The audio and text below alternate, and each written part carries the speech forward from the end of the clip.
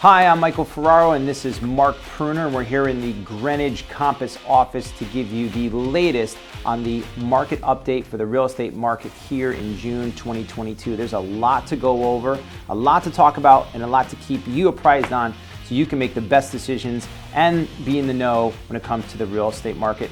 Mark, thanks so much for being here. Michael, thank you very much. It's always great to be with you, and I really like being here on Greenwich Avenue. Yes. We have our offices right across from Saks, so people can shop and then come right up and see us on the third floor. Mark Pruner, if you don't know, is the owner of the GreenwichStreets.com website and the new host of a radio show that goes all over the real estate market.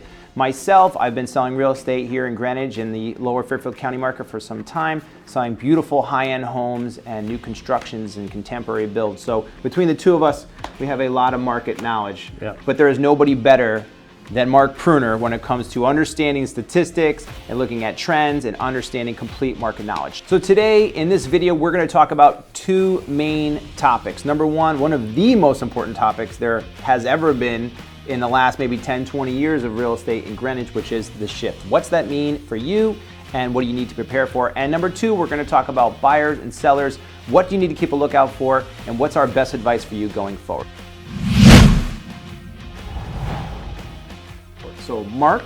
Yes. So yeah, we have seen just in the past 6 weeks a great shift in the market. Yeah. And what's remarkable about that is in the Great Recession, we obviously had a massive change in the market, but it took place over months. And here we went from a market that was a very hot market that was in a frenzy as of the beginning of May.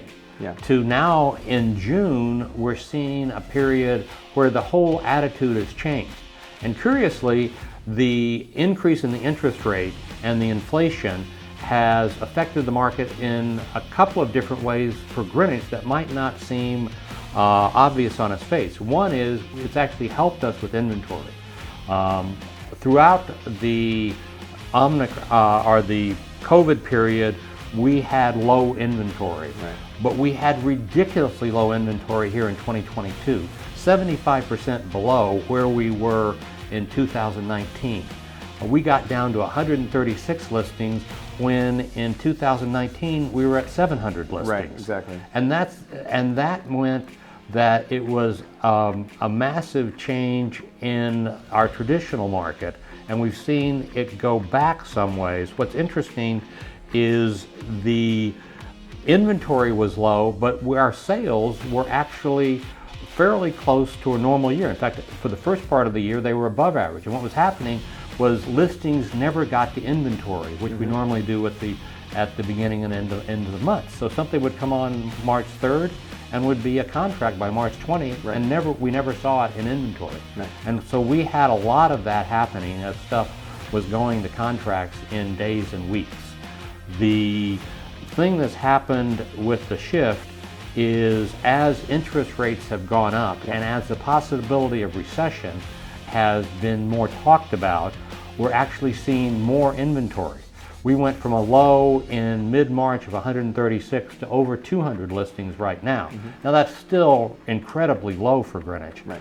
But we now have more stuff to sell. Right. The other thing that's happening is that the buyers are being a little more cautious. One of the issues that we had is that when you have multiple offers, particularly if you have more than 6, you end up with this situation where somebody just comes in way over everybody Sure. else. Yeah. And that's the published sales price. When the majority of the market, just everybody but this one person, was looking at thinking of the market as much lower, even though they were bidding over list. And so what's happened is those prices have become what people think of as the market price. And it was because a willing buyer with a willing seller agreed on that price. But in reality, that didn't have the strength. Some people might call it frothy, but it wasn't frothy like we saw in 2008. Because there, for 2.5 years before the crash in 2009, our sales prices had been going up while our volume had been going down. and people were becoming less and less willing to pay those prices. We see a little bit of that, but if we had double the inventory, we'd have double the sales now. It's just interesting, the inventory going up now, and I've seen the same thing, obviously, and especially at the high end, the super high end. I would say our $15 million and up market has just kind of exploded with inventory where it was super low. And that also, I think, is a change due to the fact that although interest rates have risen, a lot of these purchases are done cash. And so the interest rates rising are a little bit less affecting on that. But Right. what does affect that is the stock market. As the stock market starts to pull back and people's money that they have saved in funds starts to deplete as far as the market, they might be a little bit cautious about purchasing. Also smart money saying, well, I'm gonna move my family now into this residence full time. I'm definitely overpaying. Do I wanna be in this house for 10, 15, 20 years? Right. Can I carry this as a second house? That starts to become a little shaky on the decision making, but 100%, the inventory going is people saying like us, might be your last chance to jump onto Right. these prices that you can acquire for some of the most beautiful properties that you can find. Right. So is that true there? I think what we're really seeing are kind of three segments. At the high end, as you were saying, we have on over $5 million. We have about 6 months of supply, which is considered a balanced market. Actually, over $5 million, I think 9 months of supply. And just so for people to understand, when we say months of inventory, anything over 6 months of inventory, we would consider that a buyer's market. Anything under 6 months is a seller's market, just as far as supply and demand goes. Right, and so we have that very strongly, up to $5 million. Right. $5 to $10 million is pretty much a balanced market, and it's only over $10 million that we're presently seeing a significant surplus. And I think that's a couple of things. One, as you said, is people want to put their houses on. Two is that's a market that's very sensitive to getting what they want. If you're going to pay $10 million, you want the house you want. Right. And so a lot of these people aren't finding those. Many of those over $10 million houses have been on for 6 months a year. And it's because they're just not meeting today's market needs. And there are enough houses out there that people are finding that. The other thing, though, is we're seeing is even over $10 million, our inventory is below what it was at this time last year. Mm-hmm. And in the inflationary environment, one of the traditional best hedges is real estate. So I think at the very high end, over 5 million, particularly over 10 million, we're seeing people saying, look, why would I want to sell this to put the money into stocks, which have a good chance of going down, right, when the prices probably will be going up? So one of the things about when people hear the word shift or shifting markets, they don't really understand it because they're not inside of it. So the speed at which a shifting market takes place, or things start to change, or values of property start to go down, or such and such like that. Talk a little bit about how fast, because I think people think Right. shift, crash, oh, tomorrow my house Right. is going down 50%. No. That's not necessarily No. what we're talking about here. In fact, what's interesting is I've been doing the reports on GreenwichStreets.com Yep. all the way from 2013. And traditionally, we have about a 4-month cycle in Greenwich real estate. Yep. The factors that drive sales and buyers tend to change about every 4 months. Yeah.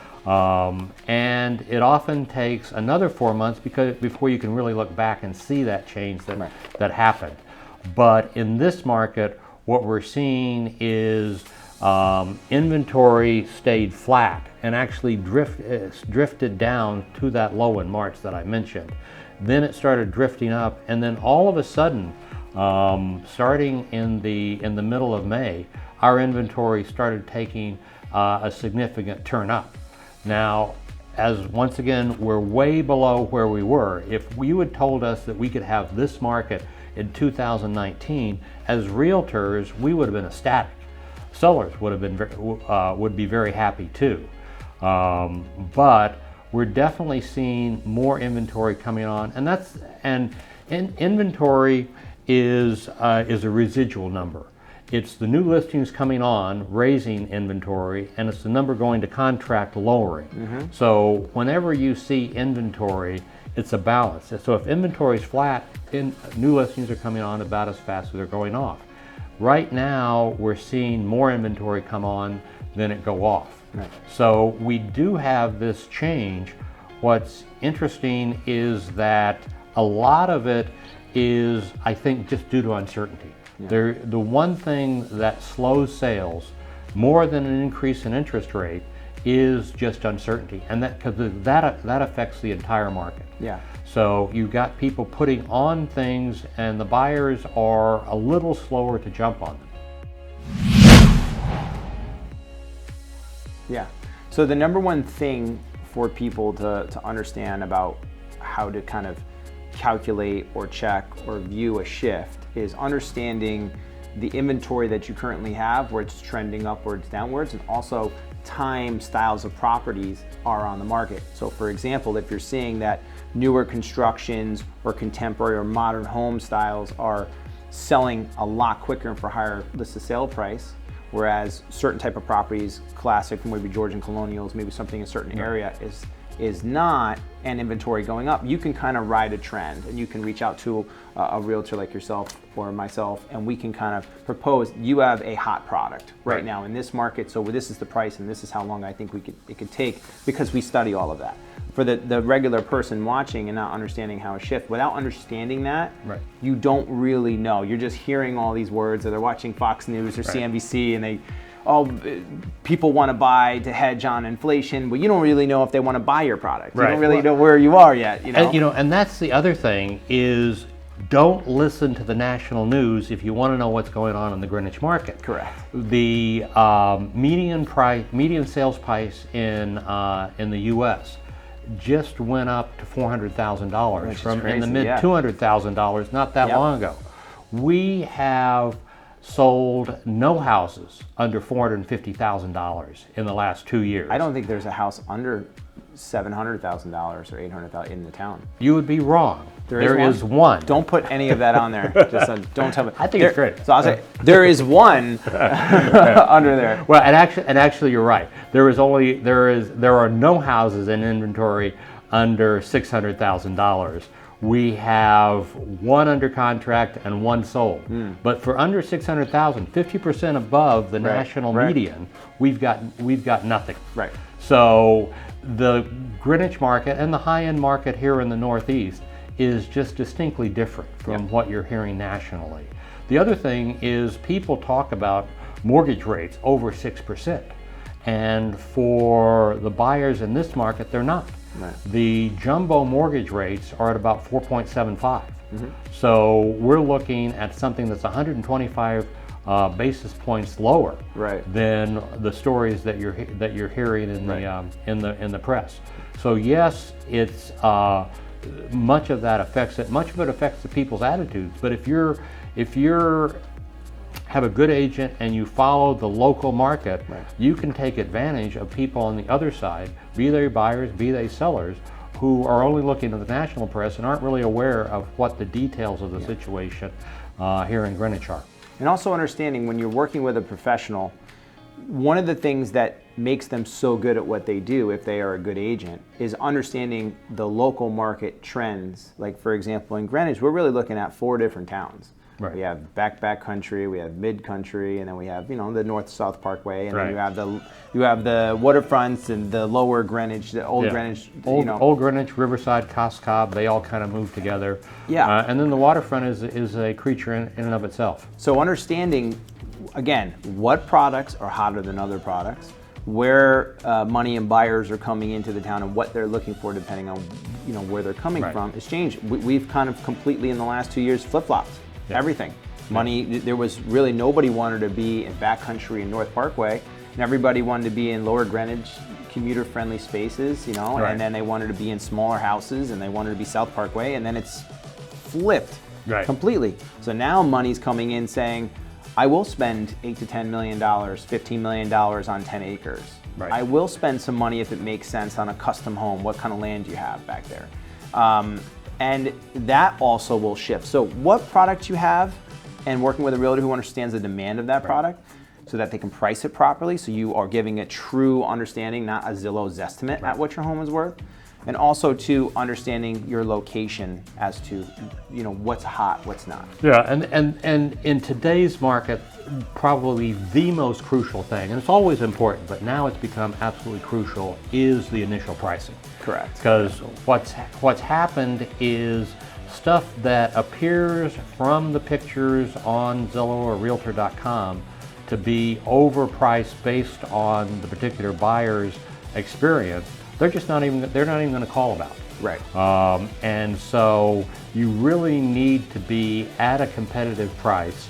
And if you are, there was a house recently was put on a little over $3 million, got 30 showings in 3 days and got 2 offers. Correct. Now what's curious and what is a sign of the change is previously if it had 30 showings, you would have expected 6 to 8 offers. Now there's only 2. And so that's where kind of the frenzy and the desperation has changed, and people are being a lot more careful with their money. Having said that, there's still a huge demand and not a lot of inventory out there. So let's talk now about the second topic, which is let's give our best advice for buyers and sellers on what they should do now in a shifting market. So let's say right now we're a seller and we're in that mid-range, let's say anywhere from that 2 to 5. 5. Okay, well let's say like a $2 to $5 million range, and you're on the fence, Right. and particularly because you have a product, you have some decent equity in it, but you've been on the fence, you haven't really had an idea of where you wanted to go yet. Right. What do you do right now? Is now the good time, or did you miss the boat? No, you definitely didn't miss the boat. So COVID drove the shift people back to what traditionally has been in Greenwich for 100 years. Larger houses on larger tracts of lands being most desirable. The Great Recession, people wanted houses that were less expensive to maintain, both from property taxes and from the size of the house. So in many ways, COVID turned us back on our feet, whereas the recession turned us on our head. So with COVID, people wanted more space, more land. And so if what you want to do is meet the present demand for the market, and what's driving the demand now and for the last year has been the whole work from home movement. For many people, their commuting time got cut by 60 to 80 to 100%, whereas it used to be it was an hour and a half door to door to get into your office in New York City, particularly if you were on Wall Street. You're now going in once a week. So as before you were commuting 15 hours a week, you're now commuting 3 hours. That means that people are spending more time in their homes, they want more home, and they're willing to pay more for it.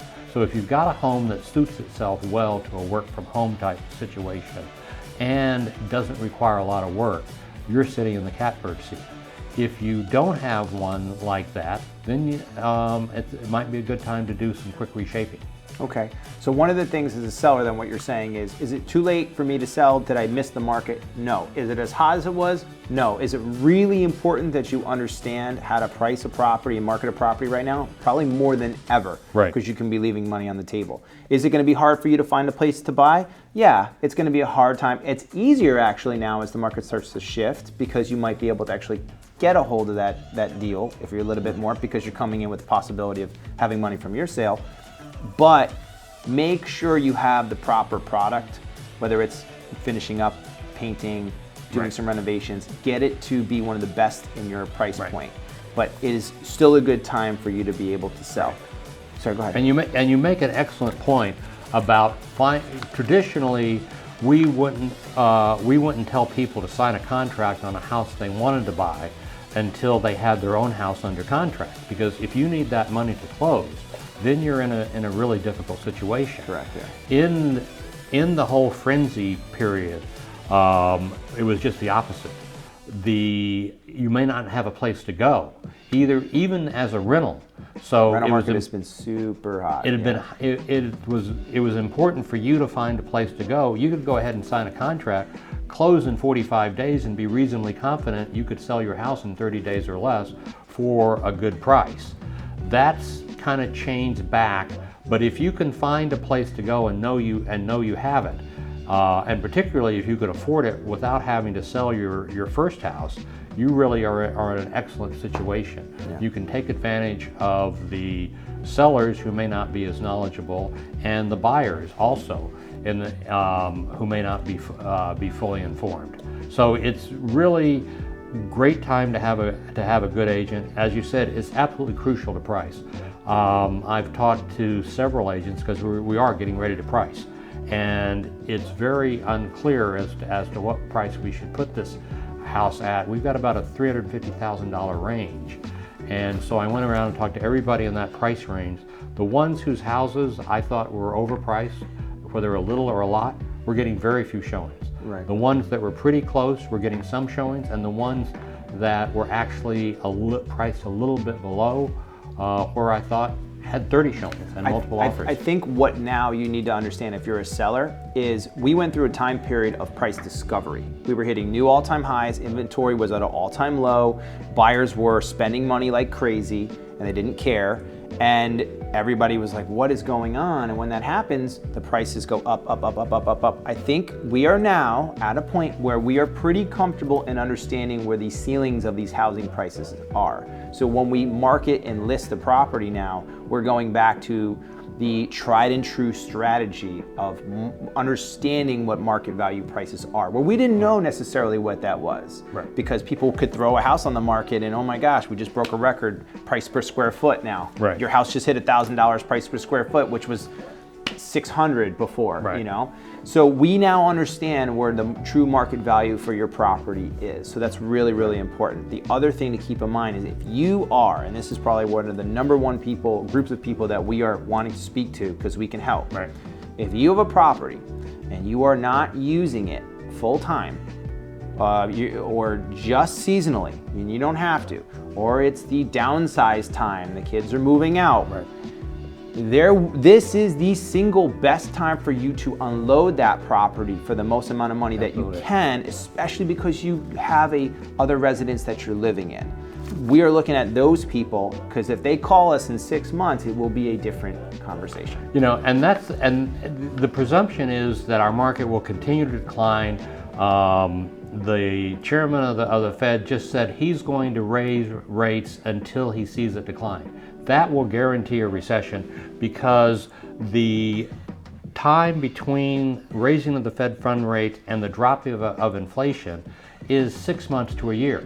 So if you keep jacking, and you see this over the last 40 years, the Fed raises rates and pushes us into a recession and then drops them just as quickly because we're in a recession.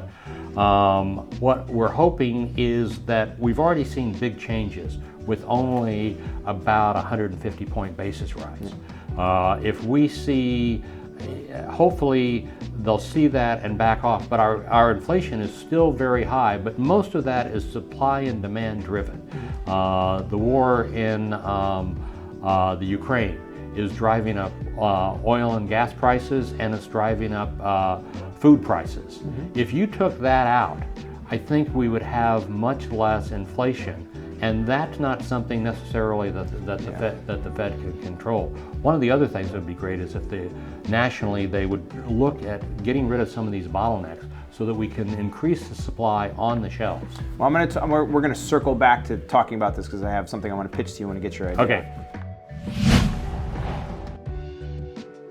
Talk a little about sellers, buyers. I had 15 people on my buyer list every single day that I'm looking for property, and off-market properties became such a commodity because if you knew where off-market properties were, it was easier than ever to pair up a buyer into this now. Exactly.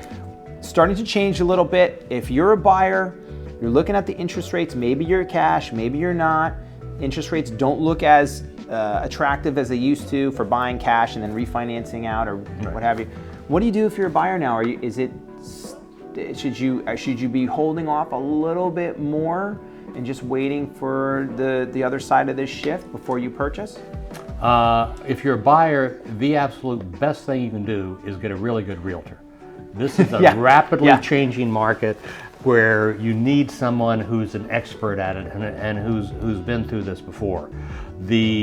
For the buyers, kind of, if you do require a mortgage to buy, I would say buy sooner rather than later. There is some belief that we're going to see prices crater because we're going to go into a recession. Right. But because of work from home and because of our extraordinarily low inventory, I just don't see that as being very likely. Okay. Yeah, I think prices aren't going to go up 15% a year, but I think it's likely that they will go up, and at worst flatten. And so if that's the case, you're better off buying at these prices now than at a higher price with a higher interest rate later. And that's the other thing is, for the buyers that take mortgages, it's not the price that matters. You've got two factors. One, do you have enough money for a down payment? And two, can you comfortably make the monthly payment going forward? So that's really what you want to be looking at if you need a mortgage. From $3 million and up, most of our sales are done as all cash sales. Sometimes they take out a small mortgage, but with only $750,000 being deductible now, a lot of people will take out that much money and then do the rest cash. And what we've seen this year is, it used to be about 50-50 between contingent contracts and contracts that went right to payment. Right. This year we were at about 3-to-1 going right to cash, or doing what is a cash deal to the seller. They sometimes got a mortgage, but there was no mortgage contingency. Right. Right. And so that getting underwritten pre-approved, because we have such low inventory, was important and continues to be very important. Yeah, I would say the two biggest things if you're a buyer right now, just when we're having a buyer consultation, just to start off, is, do you really have to buy right now? Are you buying because your family's transferring in, you have to buy right now, and you sold something, you have no other option? Or we'd like to buy something, but we don't really have to. Right. That's the first conversation. The second conversation is, make sure whatever it is that you're actually buying, you understand that we are very good at what we do, but by no means are we going to be able to tell you what's going to happen in a year to 2 years. Oh, no. So do not buy anything right now that you need to be out of next year and you put all your money into it and you're leveraged all the way. It would never be a good idea to do that, but it's probably never a worse idea to do that than right now. Right. So make sure that single family homes, if you're buying them right now and you need to be able to buy something and you're not really in a position to wait, because the rates could go up further. And listen, historically before 2008, we never had under 5% interest rates. So a 6-7% interest rate is not the end of the world in a comparative time when you had 18-20% interest rates in the past. But if you're going to buy it, make sure that if you're going to pay that extra $200, $300, $500 a month because your interest rates went up from 5 to 7, that you're going to be in that house for 5, 10, 15 years at least, just to make sure any cycles come and go and you're okay. Right, and you actually point out an important thing there, is most people, particularly if they're buying their first house, are looking at being in it for 5, 7, or 10 years. Interestingly enough, that's where the adjustable mortgages have fixed periods. So if you feel like you're going to be in there for 5 years, get a 7-year adjustable ARM. You'll save yourself as much as a full point at a lower rate, and it's fixed for 7 years, and you're likely to be out of there in 5 years. I would just caution you, adjustable rate mortgages were a big problem in the 2008 market because they adjust, and when they adjust with high interest rates, that payment's going to kick up. And so just be careful, talk to a loan officer. Mark is very good at, and he knows a ton. Just make sure you check with your mortgage or loan officer before you do any rate adjustments or refinancing, obviously. Or and in fact, they're adjusting even faster these days. It used to be we had what we called a 7-1 ARM. It was fixed interest rate for 1 year or for 7 years, and then it could go up a maximum of 2% each year. They're now technically a 7-6 ARM, where it's fixed for 7 years, and then it can go up 1% every 6 months to a cap of 6%. So if you get a 5% adjustable ARM, the maximum it can go up to is 11%. Right. And if we never get to 11%, it starts dropping, it'll go back down too. But yeah, you're exactly right. You want to be careful The uncertainty that we talked about is a real world decision that you need to make. You don't want to jump into something that is going to really strain your finances. At the same time, this market is giving you more opportunities as a buyer. And this is where working with a professional who understands trends and what's happening and what's happened is so important. If you're going and buying a certain property in a certain location, and you better know whether or not traditionally that's a property location and style that has gone up or appreciated in value. This is all stuff that belongs within market experts and people like Mark and myself. So right. Make sure you're reaching out so you understand what you're buying, thinking about long term.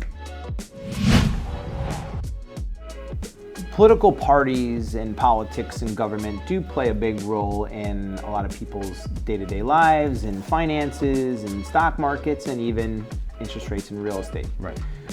Depending on what political party is in office, they enact policy to alleviate or fix or try to solve whatever problem or issue we're facing. All right. Some enact policies for short term, some enact policies because they're thinking long term.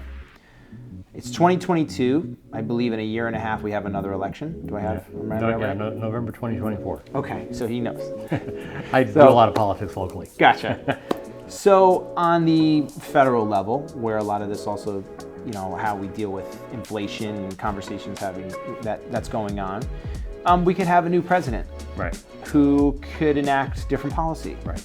And what's the chance that, although right now the Fed's saying, look, we should have acted earlier, we're acting now, we're going to get these interest rates up, and we're going to keep an eye on unemployment, because right now we're 7% interest rate, could go up to 9-10% interest rate. If that hurts us into a recession, unemployment hits 10, we're going to try to maybe drop back down a little bit. What if this keeps going up as a trend to try to say, hey, listen, let's solve the problem right now. If it puts us in a recession, but let's get these interest rates to come back down and values and money out of the economy. New president comes in and goes, no, we don't want to do that, puts pressure on the Fed. Fed goes back down under 5% interest rates. Right. Inflation just,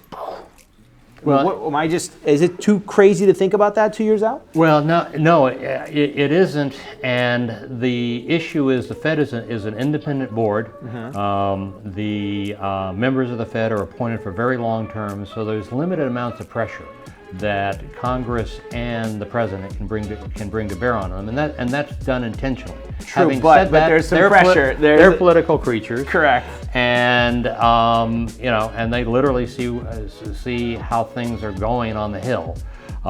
In fact, they were just testifying yesterday, and I'm sure he got an earful in the coat room in the back. If the Fed and the Congress and the president work together, then you could get this situation over fairly quickly. Right now we're seeing a major change in attitude. If the president and the Congress were to really work on creating more supply and actually just getting rid of the bottlenecks with the production that we have, because this is a supply-demand driven inflation. If we have more supply, we will have lower prices. So that's one way to attack it. What the Fed's only tool that they have, they can't create supply. They can only raise the interest rate and dampen demand. If a new Congress were to come in, right now one of the issues we had is there's this $1 trillion program to finance infrastructure, but there aren't any people. Or there aren't enough people to staff all those projects, which is pushing up the cost of residential construction and other stuff. If they were to back off on that a little bit, or if they were to cut a lot of expenditures, in many ways you'd have a double whammy. You'd have interest rates going up, and you'd have less being pumped into the economy, and you could see a major drop. What never works well is when Congress and the Fed are fighting each other. Mm-hmm. So that the Fed is raising interest rates, but Congress continues to pump money into it. Yeah. At the same time, you don't want them contracting so sharply, and that's the problem. These things take months and even years to develop. Much of this inflation is left over from all of the money that was pumped into the economy for COVID. a couple of $1 trillion. You put a couple of $1 trillion into the economy, prices are going to go up, right. and it's going to take a while for supply to adjust. The other thing we have is because of COVID, we have a major shift in what people are buying. Correct, yeah. When people were staying home, they were buying goods. Amazon did great. Right. Now, you had a traffic jam coming down. I had traffic on a Saturday night on the Merrick Parkway. Remember the COVID days? You get down 25 minutes on Merrick Parkway? You could find parking on Greenwich Avenue. Yeah, right. It was great. All our spaces. There's one. But yeah, pretty much all the spaces are taken. And so you've got a shortage of hotel workers now because they all cut back, and you have a surplus of mask makers. Yeah. So yeah, it's going to be really interesting. You've got multiple factors pushing multiple ways. So there is no clear answer. This is a melting pot of a lot of different things. Right. And it's like, you have gas prices and the inflation in that world. You have shortage in supply of workers and inflation going up, small businesses. You have all these different things kind of happening at once. And we're trying to pull levers, it seems like, in the government. And what I always fear sometimes is that whatever political party is in there tries to solve all the problems within their amount of time, so they can have all before somebody else gets in and either says, oh, it's your fault, or now I'll take the victory. And it's going to be interesting to see how it basically unfolds on the federal level. As far as the local level, we have, in my opinion, an excellent first selectman, who kind of has some of the views of majority of the people who live in the town, as far as how we fiscally deal with what issues. Right, exactly. So locally, within the Greenwich town and the Greenwich governance and everything, I feel one of the things that we need desperately within the town is the building and the ability to build new construction. But a lot of it also is, you got to find the land, you have to go through the regulations, and also the costs. And a lot of people don't want to do spec. A lot of the builders, developers are playing smart money and they're doing custom only. What do you see in the future as far as new development in the town? Right. Yeah, I mean, Greenwich has been here since 1640. Any land that was really good to build on has already been built on. Correct, yep. So the vast majority of your new construction are going to be tear downs. Yeah. I've had a couple of land listings, and the developers have been interested. But it's often for them, it's actually easier to buy a tear down because if it's raw land, one, it probably was a challenge because it hasn't been built on in 400 years. Two, it doesn't have the highway cuts, it doesn't have the driveways, it doesn't have the utilities. So you've got an extra $100,000 to $250,000 just to bring a raw piece of land up to where a tear down is. So we're going to continue to see more tear downs. We're going to continue to see people building the houses that they want. So I expect that new construction, and the other thing that we're already seeing is the price of lumber has come down quite a bit. We're still double where we were a few years ago, but we're no longer triple. And so we're going to see construction, particularly as we go into a recession. So it's for people who are interested in building, I think it actually will be a much better time. And that's probably the one group that I might suggest waiting. As I said, I think for both sellers and buyers, now is a good time to move forward. And so are you talking about speculative builders, developers, or are you talking about buyers who like custom built homes? Both, actually. Okay. Because what I think we're going to see is the cost to build a house, I think, are going to go down. Yeah. The shortages of labor are going to become less.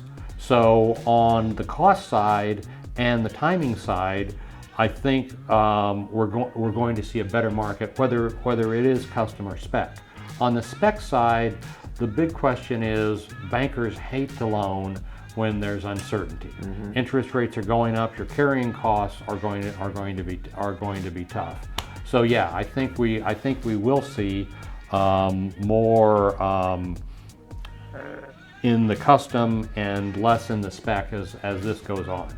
So under that underlining of that is as people start to build custom homes to put their money onto real estate to hedge on inflation, and because they can't find anything, because maybe they have the means to be able to do that, there might be a large amount of custom built homes that people decide maybe they don't want to move into. Maybe they don't really want to do anything with. And then what happens, we see it all the time. Some of the best properties are people that just bought something, they furnish it and decide maybe they don't even really want to go. You can, if you're a buyer and you're patient and you know how to work with a broker who can find those homes, that can be a huge win for you. The other thing to keep in mind too is there is going to be someone who's going to roll the dice and take a chance on a new development. They're going to roll the dice and take a chance on a spec. And they could win, they could lose depending on where this market goes. And if they win, I think they're going to win big, because there isn't going to be a lot of that. Just like when COVID came along, there was very little speculative housing, and people were paying a 15 to 20% premium to get into a brand new house. It's very similar to a new car. You pay the premium for the new car, and as soon as you drive it off the lot, it drops in value.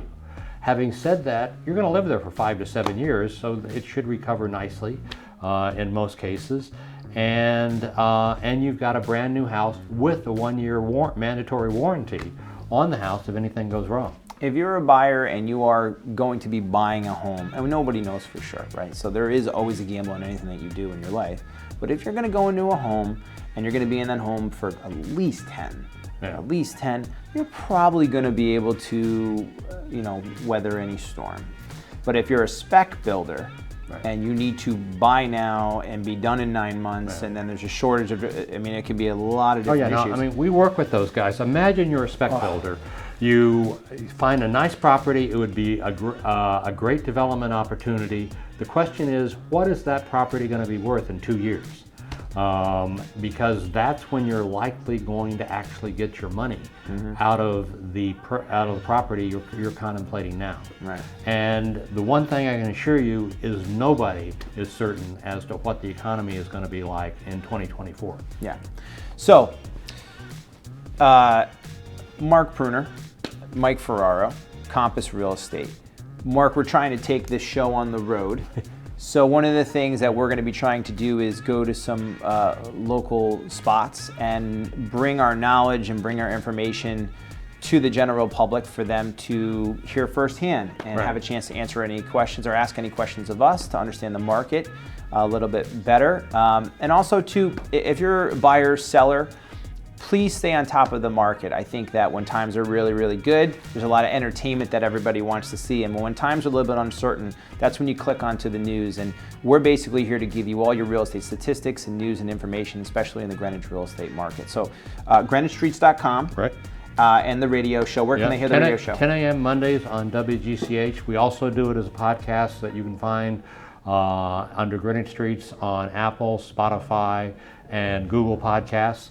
And you can go to WGCH.com and stream it live, or they also have all the recordings.